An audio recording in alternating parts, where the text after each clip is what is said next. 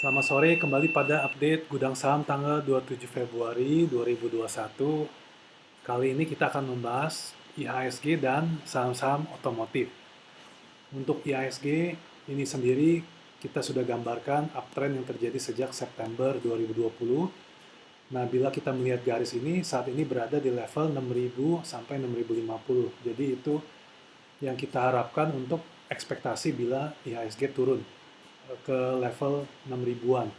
Tapi apabila IHSG bisa menembus kotak kecil yang ini ke atas, maka kita berharap IHSG bisa tertahan di level resistance 6.500 di angka 1 ini sebelum turun sedikit dan lalu uh, menuju level nomor 5 di akhir Maret dan awal April 2021.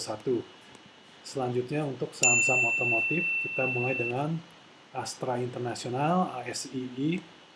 Ini adalah uptrend, garis uptrend yang terjadi sejak Maret 2020. Seperti ini.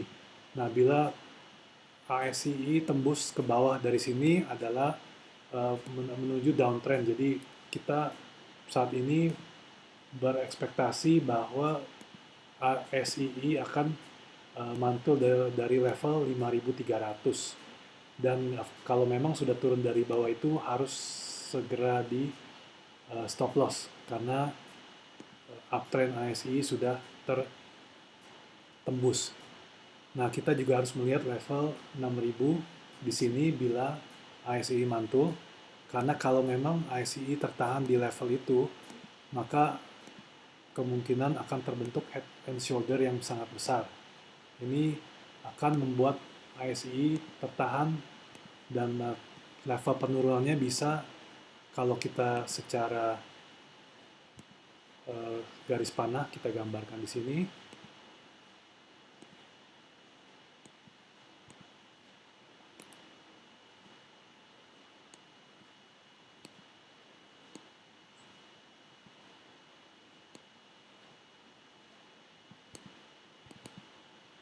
Nah, ASI ini bisa turun ke level 3.700. Jadi moga-moga itu tidak terjadi, tapi kalau memang tertahan di 6.000, itu yang kita harus segera waspada. Kalaupun demikian, kita ada waktu untuk formasi ini karena ASI ini masih jauh ya. Jadi ini head shoulder-nya ini ada waktu untuk kalau memang ASI ke arah 3.700. Tapi kita belum melihat ini akan terjadi seperti ini. Nah, jadi di tanggal Maret, mungkin April akhir baru terlihat bahwa April awal baru terlihat apakah ASII akan turun ke bawah level 5.300 ini. Selanjutnya kita lihat saham lain Indomobil, IMAS. Nah, jadi untuk IMAS sendiri ini adalah level uptrend yang terjadi sejak Maret 2020. Uptrendnya ini garis uptrend.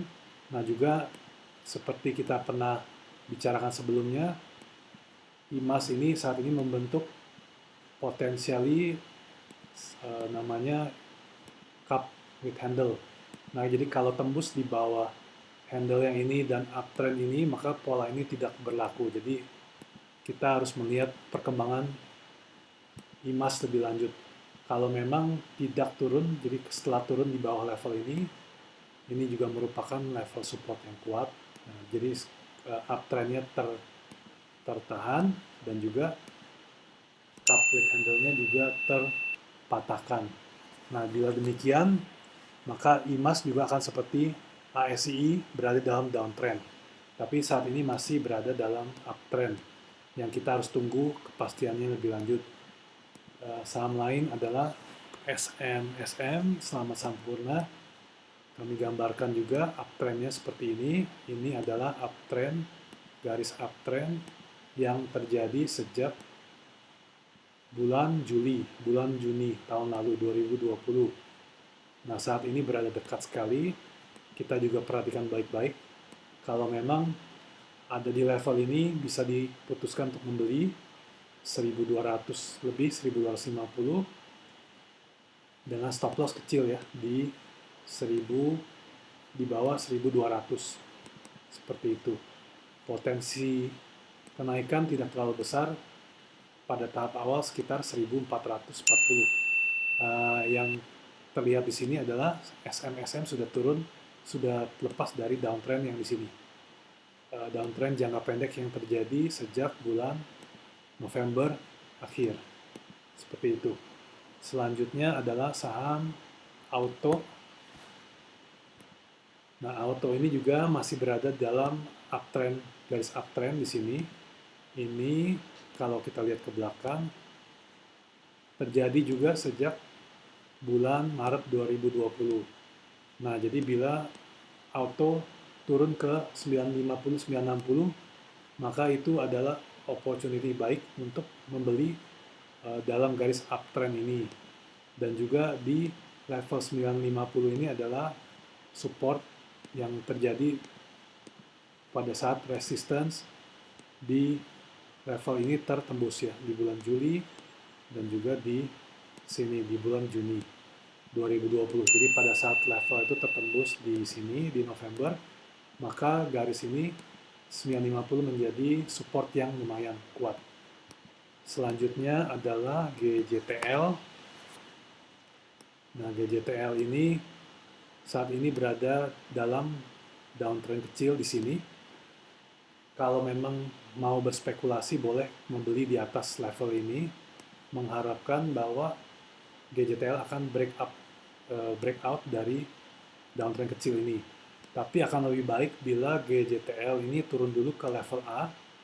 Di level ini sekitar 680 adalah support yang terjadi di sini di Januari 2021 dan sebelumnya sempat hampir tertembus di sebelah kiri. Ini tidak terlalu kelihatan. Nah, jadi di level ini sering terjadi, level 680 sampai 700. Nah, lebih amannya adalah apabila GJTL turun ke level A di sini bulan Maret lalu naik B, atau malah setelah dari B dia breakout atau turun ke C sebelum naik lagi ke sini di bulan April awal. Tapi apakah itu yang akan terjadi atau GJTL malah langsung breakout di sini di awal bulan Maret? Nah, nanti kita harus lihat lagi kelanjutannya. Itu masih kemungkinan yang akan terjadi dengan GJTL. Lalu kita lihat saham auto lagi, satu lagi adalah MPMX.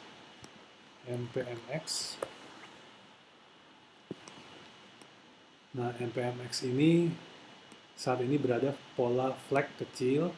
Nah, kalau bisa tembus di sini dalam jangka pendek bisa mencapai level 630 di sini.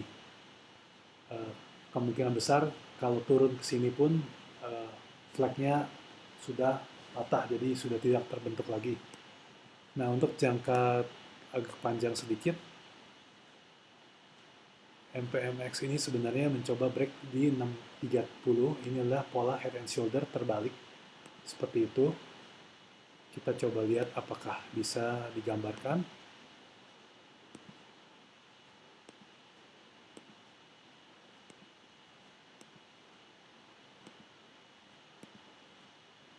Nah, seperti ini.